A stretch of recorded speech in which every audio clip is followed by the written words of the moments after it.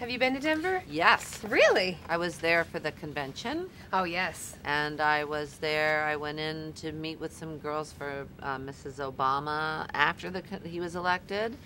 And I was there. You've done some interesting things with cannabis. Yes, we have. And I visited some grow organizations. Really? Yep. Did you go to the warehouses? Yep.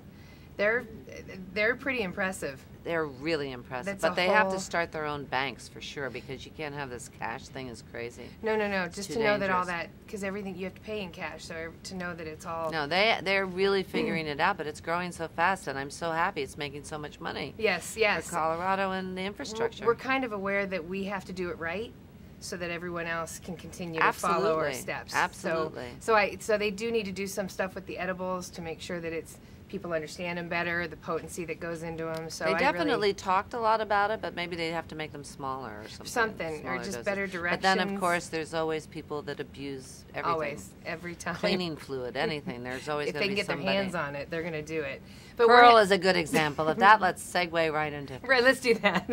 But speaking of the cannabis, we also hope that, crime maybe is starting to, I mean, there's some studies that crime has gone down a little. So so we're happy to have I'm happy to have it. I'm totally there for you. Use me. Use you. I will come anytime, please. All right. Yeah, and I love the fact that you support Mrs. Obama. She's like the most awesome lady in the world. This was a bunch of really interesting young women. It was fun. Could you do the push-ups next to Mrs. Obama? Probably Could you compete not. with her? I don't know. How many can she do? I don't know. She beat Ellen, so you got to. Oh, my God. So I don't know if you could. Oh, no, I don't think so. I couldn't.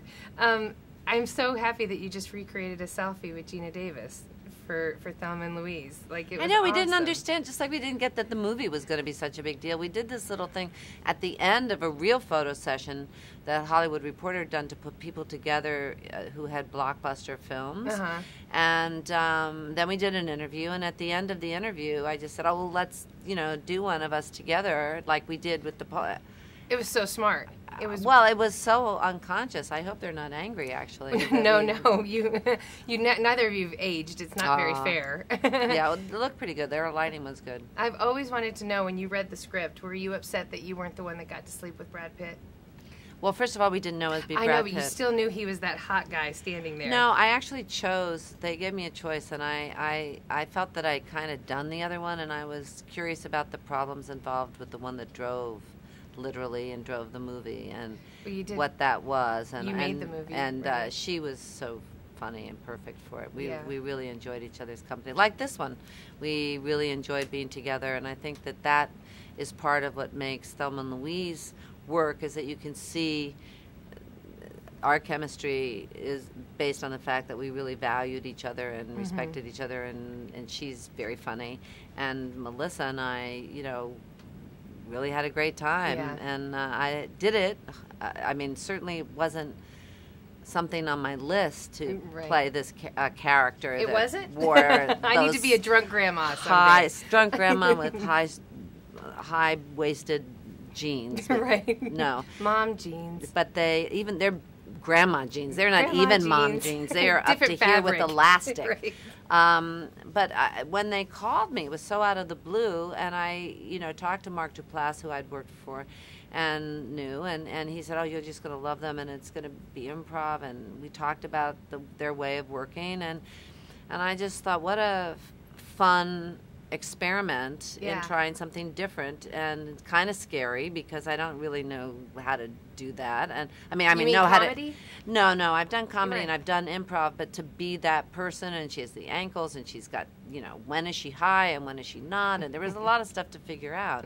How when I did the scene where I'm drunk and doing the stand up at the wedding, the first time that I say what I say to her, the women just were like, oh, and I think, you have to really, it's hard to be that mean to her, especially. Maggie, I mean, she is such a nice person. It would be like, beating up a Muppet or something. You just, there's just like, it was horrible. And so I knew there were a lot of traps, and that was good because it kept me awake. And but I thought this could be fun, and we really had a blast. And Ben makes you feel safe and appreciated, and they had writers that were coming in giving alts, you know, every few weeks, and everybody that I worked with and every little part had been in some way part of their company, or you know, were really gifted actors.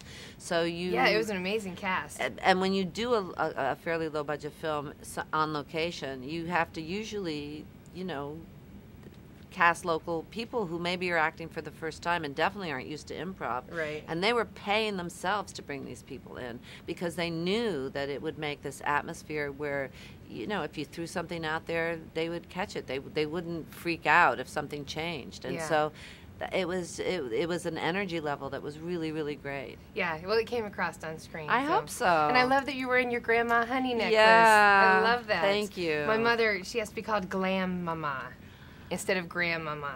So Goldie Hawn tried that, but it didn't catch. Right. That was her idea too, but it didn't. It was too hard to say. Well, so far I don't know if my daughter has a lisp but she's nailing it. So we'll find out.